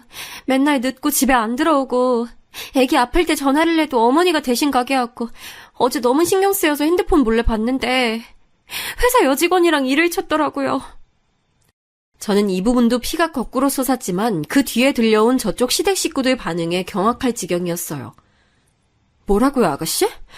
거기 사돈어른이 아가씨한테 외려 더 화를 냈다고요? 네, 제가 너무 속상하고 힘들어서 어머니께 말씀드렸더니 남자들 밖에서 하는 일에 관심 갖지 말라고 쫓겨날 줄 알라고 하시네요, 언니. 제가 너무 차이나는 집에 시집을 왔나 봐요. 그런 거 욕심 부린 적도 없고 이 사람만 좋아서 왔는데 자꾸 자기네보다 우리 집이 못하다고 돈도 없다면서 뭐라고 계속 하시네요. 남편도 너무 배신감이 크고 어머니도 더 보기 힘들어요. 무섭고 싫어요. 이건 정말 드라마에서나 보던 막장 내용이지 요즘 세상에 저 따위 마인드를 가진 시어머니가 있는 줄 몰랐어요. 있어도 아주 멀리 남 얘기로만 알았지 내 주변에서 저런 일이 있을 줄 몰랐네요. 우리 친정언니도 독한 시집살이를 했지만 저 정도는 아니었거든요. 아들이 바람 피우는 걸 갖다가 저딴 식으로 무마하며 며느리를 외려 혼내는 시어머니라니 정말 단단히 미친 것 같아요. 그런 와중에 신우는 저를 더욱 다급하게 만들고 불안하게 하는 말을 하더라고요. 이 말에 가슴이 너무 찢어질 것처럼 아팠어요. 언니, 저 모든 게 너무 허무하네요. 결혼 괜히 했나 봐요. 나도 언니랑 오빠처럼 살고 싶어서 간절히 바라면서 결혼한 건데 애기도 어머니가 잘 못 보게 하시고 저 맨날 야단 맞아요. 저보고 아무것도 제대로 하는 게 없고 멍청하대요. 정말 그런가요? 우리 엄마한테 난 되게 소중한 딸인데 나도 엄마가 돼서 우리 애기 잘 키우고 싶었는데 요즘 같은 때는 정말 다 놔버리고 싶어요. 저 어떡하면 좋아요? 신우는 정말 모든 것에 대해 딱히 바라는 게 없다는 투로 아주 허망하게 말을 하더라고요. 조금만 엇나가도 윽박질러대는 시어머니와 거의 같이 살다시피 하면서 기가 완전히 죽어버린 거예요. 심지어 그렇게 예쁜 아기를 낳아놓고도 살 소망이 없다면서 괴로워하는 모습을 보니 똑같이 시집살이로 힘들어한 우리 언니가 생각났어요. 그나마 언니는 중간에 못 참고 판때기를 다 뒤집어서 지금 잘 살고 있지만 신우는 아무리 봐도 그럴 만한 깜냥이 아니거든요. 저렇게 혼자 삭히고 삭히다가 자기만 속 터져서 쓰러질 타입이에요. 이건 아무리 봐도 아닌 것 같아서 이때 많이 어르고 달래면서 다시 자도록 했고 저는 새벽 내내 생각이 많아졌어요. 다른 이유로 저는 신우와 비슷한 시기에 매우 힘든 때를 지나고 있었는데 그때 신우가 저를 정말 정많게 감싸주고 도와줬었거든요. 이젠 제가 손 좀 뻗어서 도와야 하지 않을까 싶더군요. 그래서 아침에 출근하는 남편에게 이렇게 말을 했고 남편은 무척 놀랐습니다. 나 아무래도 안 되겠다 여보. 아가씨 저대로 안 돼. 진짜 심각해. 어제 일 내가 얘기해줬지. 그냥 놔두면 아가씨 큰일 나. 우리라도 맘 강하게 먹고 아가씨 살릴 생각해야 돼. 이렇게 말하면서 저도 큰 대책이 있는 건 아니었지만 저쪽 안사도는 정말 제정신이 아니었으니까요. 저랑 한번 대치해봤으니 그때 제가 겪은 걸 생각해보면 보통 영악하고 못돼 먹은 늙은 여우가 아니었어요. 말 하나하나 다 받아치고 밉살스럽게 말하고 철저히 약자라고 생각하는 며느리를 대할 때는 얼마나 살벌하게 굴었을까요? 그러니 멀쩡하고 예쁘게 시집간 신우가 맘고생이 심해서 10kg 가까이 빠지고 얼굴이 까칠해질 지경이겠죠. 어머니도 마음 아파서 어쩔 줄 몰라 하시는데 이 상황에서 손댈 방법은 이혼이라는 극단적인 방법밖에 없으니 다들 너무 신중해질 수밖에 없었어요. 이혼할 경우 저렇게 입김 세고 돈 있다고 못되게 구는 집이 순수하게 손주를 데려가게 해줄 리도 없고요. 그런데 어찌저찌 저도 제가 알려고 알게 된 사실은 아니었는데요. 정말 어떻게 이런 식으로 사실과 사실을 마주하게 되는 건지 아직까지 기가 막힐 따름이에요. 하늘도 우리 신우를 불쌍하게 여겼던 것일까요? 그렇게 독살맞게 부려먹고 요즘 같은 시대에 자기 친정도 못 들려보내도록 막던 저 사돈어른 말이에요. 그리 못되게 굴어댈 때는 언제고 나중에 우리 신우 앞에 무릎 꿇고 싹싹 비는 모양새가 됐지 뭐예요? 이렇게 일이 풀리기까지 본의 아니게 제가 할 일들이 좀 많긴 했지만 말이에요. 확실히 저렇게 고자세로 나오는 인간들은 꼬투리 잡힐 게 있어야지 잠잠하긴 해요. 그렇지만 그 꼬투리를 당장 어떻게 잡을 수가 있겠나 싶어 막연하던 차에 아주 중대한 사실을 하나 알게 된 거예요. 다름 아닌 사돈어른이 다닌다는 수영장 말이에요. 이런 곳들은 아주머니들, 할머니들 입김이 세기로 아주 유명한 곳이잖아요. 그래서 젊은 엄마나 젊은 여자들은 애지간해서 이런 쪽에 끼기 싫어하니까 잘 안 간단 말이죠. 그만큼 5, 60대 분들이 많이 다니는 데다가 평판이 안 좋기도 하니 그쪽을 뭔가 좀 알아보면 나오는 게 없을까 싶었어요. 우리 친정언니도 제 사정 듣더니 동의해주긴 하더라고요. 맞아. 다 그런 건 아니지만 보통 그런 아줌마들 다니는 수영장 보면 그 안에 파벌이 다 있다니까. 하나같이 다들 성질이 사나워. 게다가 그 나이쯤 되면 남편들이랑 사이도 안 좋고 젊은 수영 강사한테 잘 보이려고 찍어바르고 오는 아줌마들도 많아. 근데 내가 듣기에도 니네 신우네 시어머니는 진짜 역대급인 것 같아. 아, 어떻게 아들 바람을 눈 감아주라고 시키냐? 며느리를 얼마나 바보 천치로 보는 거야? 아, 그리고 난 니네 신우도 답답해. 아, 어떻게 그런 말을 듣고 가만히 있냐고. 아, 지 팔자 지가 꼬는 거야. 그런 소리 듣고도 앵하고 울고 있으니까 더 만만하게 보는 거라고. 우리 친정언니는 답답해서 이렇게 말을 하고 남들 눈에는 우리 신우가 그렇게 보일 수도 있다고 생각은 돼요. 하지만 세상에 그렇게 이성적이고 남들이 원하는 대로 딱딱 다 맞게 돌아가는 사람들만 있는 건 아니잖아요. 게다가 그 사돈어른은 직접 마주했을 때 정말 뭔가 말을 제대로 걸 수도 없는 엄청난 아우라가 풍겨나오는 사람이에요. 아주 싸나운 얼굴을 하고 있고 키도 크고 귀골이 장대한 데다가 엄청 뭘 주렁주렁 달고 있고 늘 입술도 새빨갛거든요. 누구건 기싸움에서 밀릴 수밖에 없는 몰골을 하고 있으니 우리 신우같이 순한 사람은 그냥 바로 밀려버리는 거죠. 애 때문에 이러지도 저러지도 못하고 당하고만 있는 신우를 보니 더 두고 보기 힘들어서 저는 바짝 상황을 조절해보기로 마음먹었어요. 신우 말로 그 사돈이 다니고 있다는 수영장은 제 친구네 친정엄마가 다니시는 고급 문화센터랑 같은 곳이었거든요. 집이 좀 잘 사는 친구였는데 얘한테 대충 사정을 말하고 우리 사돈 어른에 대해서 물어봤어요. 자기 엄마한테 물어봐준다더니 하루쯤 지나서 연락이 왔더라고요. 들어보니 역시는 역시였어요. 사람이란 참 어딜 가도 똑같더라고요. 엄마한테 물어보니까 그 윤정자라는 아줌마 장난 아니라던데? 그 아줌마 진짜 성질도 엄청 세서 맨날 사람들이랑 싸우고 다니고 텃세 부리고 여왕벌 노릇한데 엄마도 몇 번 부딪혔는데 이제 같이 끼기 싫어서 얼마 전에 옮겼나 봐. 그리고 진짜 웃긴 얘기가 있는데 이후로 이어진 친구 말을 듣고 기함을 토하면서도 한편으론 잘됐다 싶어 침이 꼴깍 넘어가면서 막 긴장이 되더라고요. 그 아줌마 새로 오는 수영 강사마다 다 건드려 본다나 봐. 징그러 죽겠지 뭐야. 그렇게 젊은 30대 강사들한테 집착하고 장난 아니래. 다른 아줌마들이랑 엮일까 봐 지레 겁먹고 파벌 만들고 괴롭히고 말이야. 아니 환갑된 아줌마이자 할머니가 왜 그러는 거야? 아들 딸 며느리도 있고 손주도 있으면서 기가 막혀 진짜.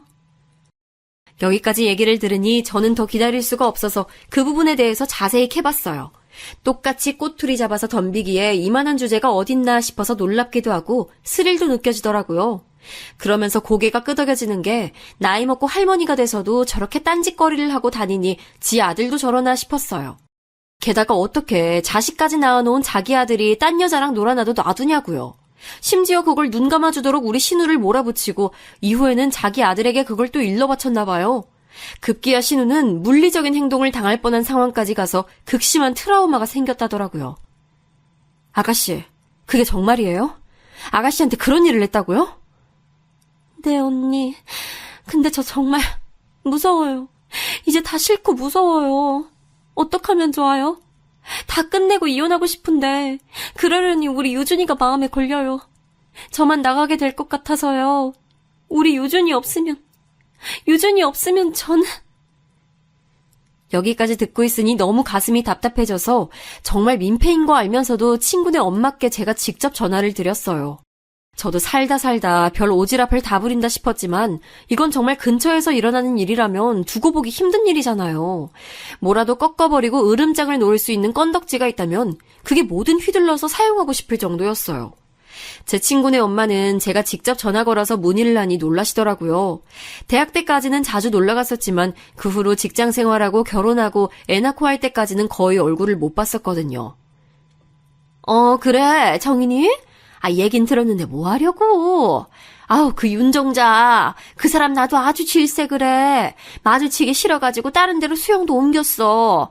니네 신우 사정이 딱하긴 하다만. 내가 뭘 할 수 있겠어? 이처럼 약간 난감해 하시기에 어쩔 수 없이 자세한 사정을 다 말씀드려가며 제가 뭐가 필요한지 정확히 말씀드렸어요. 아줌마, 상황이 이래서 제가 정말 아줌마 도움이 필요해요. 보니까 그 윤정자 그 사람 아주 대놓고 젊은 남자 강사들 찍어놨으니 건드리지 말라고 한다면서요. 단톡방에서 선물도 같이 모으고요. 단톡방 아직 안 나오셨으면 그것만 저 좀 캡처해서 보내주시면 안 될까요? 제가 아줌마 이름이나 이런 거 전혀 짐작하지 못하게 할게요. 제발 저 도와주세요. 그 집 며느리 진짜 큰일 나게 생겼어요. 그냥 단톡방 내용만 저한테 보내주시면 돼요. 제발 부탁드릴게요, 네? 하도 제가 졸라대고 어쩌고 하니 한 10여 분쯤 지나서 겨우 승낙해 주시더라고요. 그래, 알게 뭐야. 나도 어차피 썩 감정도 안 좋고 아주 가짠치도 않았어. 그 나이 먹고 가정 있는 여자가 뭐 세상 무서운 것도 없는 것처럼 그렇게 막 사나 싶더라고. 어차피 수영장도 옮겼고 마주칠 일도 없어. 그럼 내가 효진이 시켜서 그쪽에 보내줄게.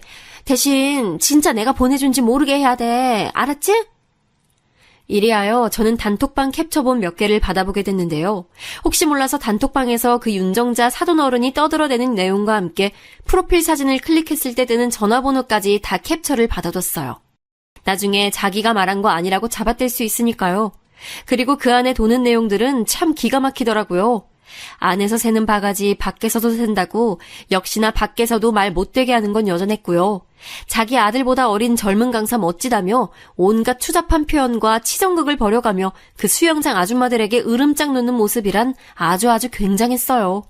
거기 내용들을 한번 첨부해 볼게요. 그 사돈어른이 떠들어댄 내용인데 차마 눈 뜨고 다 읽을 수 없는 내용이라 그나마 순화시켜서 적어봅니다. 워낙 민망한 표현들이 많았거든요. 우리 강사님 너무 멋지지? 공식적으로 내 애인이나 마찬가지니까 침바를 생각들 하지 마. 강사님도 나한테만 탁 붙어서 가르쳐주는 거 봤지?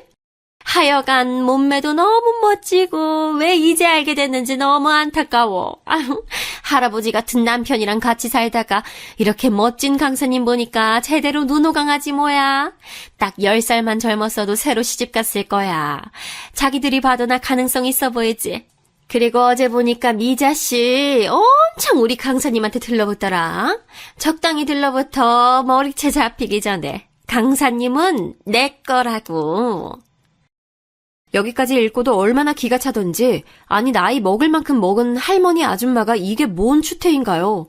저는 이 사실에 대해서 따로 남편이나 저희 시어머니께 말씀드리진 않았고요. 신우에게 간단히 이야기를 했어요. 그리고 다짐도 받아뒀고요. 아가씨, 그래서 아가씨는 정말 이혼할 생각 있어요? 이혼할 각오가 없다면 저는 이 이상 도와줄 일이 없어요. 아가씨 각오가 중요해요. 유준이 데리고 나와서 살 생각 있으면 도와줄 거고 아니고 뭐 또 어영부영 덮고 살면서 참다가 골병나서 죽을 거면 전 못 나설 것 같아요. 어떻게 할래요? 그러자 신우는 그 말에 울음을 터뜨리면서 앞으로 살아갈 길이 무섭지만 이혼을 했으면 한다고 하더라고요. 이대로 저 혼자 유진이 키우는 것도 겁나지만 이렇게 사는 것보단 나을 것 같아요. 이혼 하고 싶어요, 언니. 하긴 비밀번호 누르는 소리만 들어도 기절할 것 같은 시어머니에 바람을 아무렇지 않게 펴대고 그걸 지 엄마한테 일렀다고 손을 대는 남편에 어떤 여자가 그런 집에서 천년만년 살 수 있겠어요. 요즘 같은 세상에 말이에요. 결국 저는 더 오래 생각하지 않고 신우네 집에 그 사돈 어른이 있을 때쯤 맞춰서 방문하게 됐어요. 여지없이 또 갑자기 들이닥친 저를 보며 사돈 어른은 불쾌하다는 듯이 쏘아붙이더라고요. 뒤이어 완전히 바뀌어버릴 자기 입장은 생각도 안 하고 말이에요. 아니 연락이라도 하고 오셨어야지. 전에도 말하지 않았나요? 아유 우리 며느리가 이래서 문제야. 아무 때나 자기 식구가 드나들게 하고 말이야. 얘 새아가 아직도 넌 네가 이 집에 시집 왔다는 자각이 없어? 없냐고! 사돈 어른은 절 보고 뭐라 하다가 곧장 몸을 돌려서 주방 쪽에 서 있는 우리 신우한테 대차게 소리를 지르더라고요. 진짜 너무 넌더리가 나는 이 모습에 저는 곧장 용건부터 말했어요. 전 사돈 어르신 연락처를 몰라서요. 이렇게 직접 찾아올 수밖에 없었어요. 드릴 말씀이 있는데 전화번호도 뭣도 없고 그러니 이렇게 집에 와서 얘기해야지 별 수 있나요? 에? 나요? 나 말이에요? 나한테 뭘? 무슨 드릴 말씀이 있길래? 사돈 어른은 아주 황당하고 얼척없다는 듯 저를 아래 위로 훑어보더라고요. 이참에 전 그냥 할 말을 다 쏟아버리게 됐고 거만한 얼굴로 저를 내려보던 사돈 어른은 점점 코로 숨을 아주 가쁘게 몰아쉬더라고요. 이래서 사람은 죄짓고 살면 안 되는데 보통 그럼 안 되는 인간들이 죄짓고 살더라고요.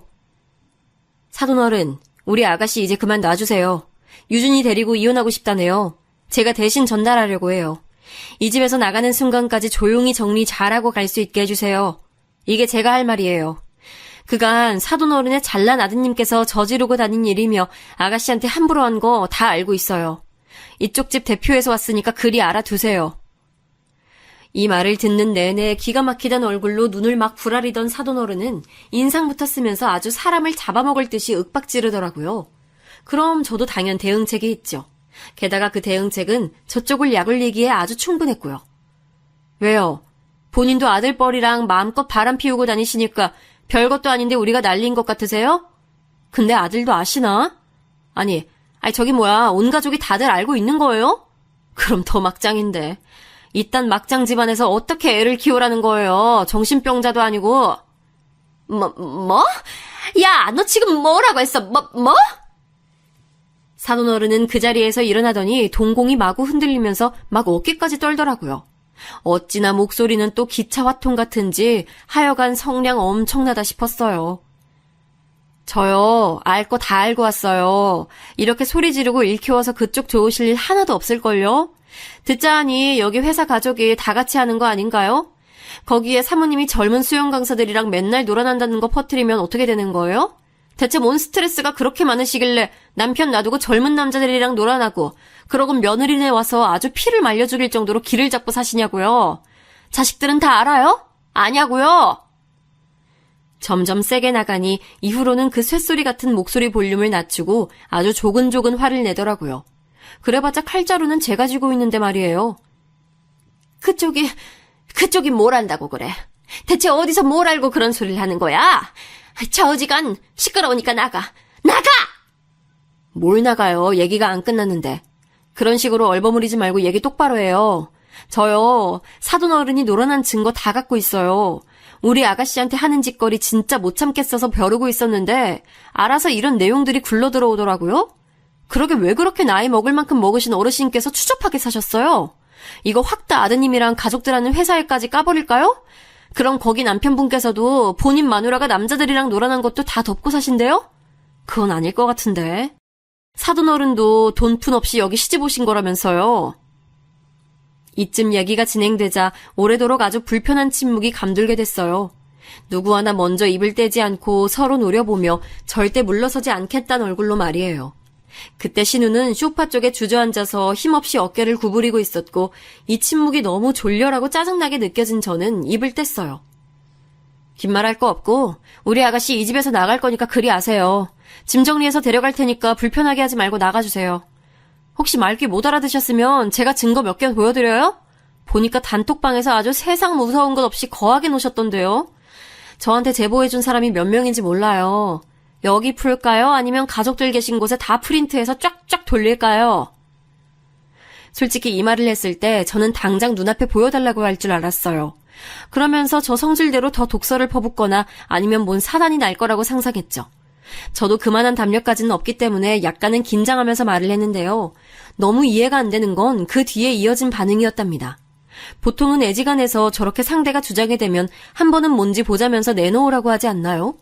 근데 얼마나 자기도 찔릴 것들이 많으면 굳이 보여달라 소리를 안 하더라고요. 제가 저 정도까지 오픈한 내용만 듣고도 어느 정도 짐작이 됐나 봐요. 그냥 곧장 바로 무릎이 땅에 떨어질 정도로 엎드리더니 제발 가족들에게 오픈하지 말아달라고 사정을 하는 거예요. 그것도 싹싹 애타게 비는 게 아닌 아직 자존심은 남아있는 고자세로 말이에요. 저기 그쯤 하고 그만해줘요. 이런 걸로 뭘 이혼을 말해. 그리고 왜... 아무튼 내 얘기는 그쯤 해달라고. 가족들한테 보낸다든지 그딴 짓 하지 말라고. 그리고 그거 다 지워줘요. 이제 내가 문제없이 처리할 테니까. 점점 알아들을 수 없이 또 꼴에 자존심은 있어서 저런 횡설수설해대는 모양새를 보고 전 안 된다고 얘기했어요. 아니요. 이러나 저러나 아가씨는 이혼할 생각이었고요. 그러려던 차에 마침 사돈 어른이 저지르고 다닌 불장난들이 우리 눈에 띈 것뿐이에요. 곱게 이혼시켜서 손주까지 데리고 나가도록 해주세요. 안 그러면 이거 다 주변에 뿌려서 남들이 보기에도 이 집에서 애 못 키울 집안인 거 알게 해드릴 거예요. 게다가 우리 아가씨 남편인 그댁 아드님 말이에요. 회사 여직원이랑 놀아난 거 회사에 다 퍼지면 어떻게 되는 거예요? 실장님인지 뭔지 허울 좋게 앉혀두고 물려줄 작정이었나 본데 여론 엉망진창되면 잘난 회사 아들한테 물려줄 수 있겠냐고요.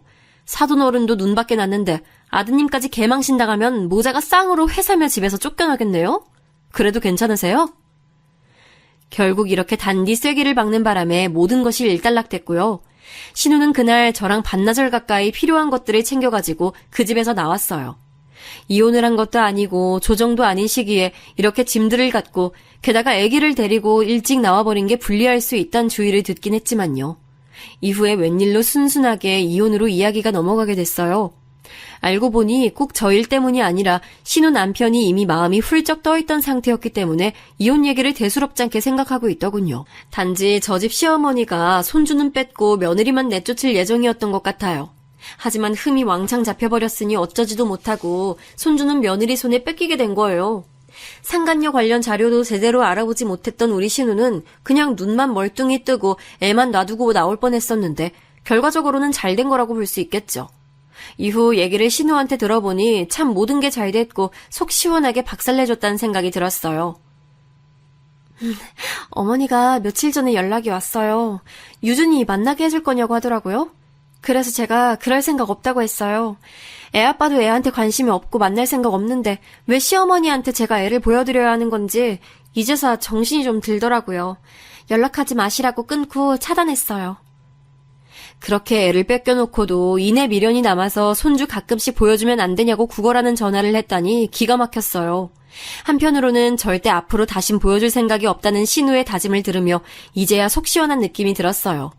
남편과 저희 시어머니는 그저 저를 영웅 보듯이 한답니다. 예, 연우애미야. 내가 정말 너 볼 낯이 없다. 그냥 이대로 눈 뜨고 딸 맨몸으로 쫓겨나는 꼴을 볼 뻔했어. 정말 너한테 너무 고마워서 어쩌냐, 아유, 고맙고 미안하다.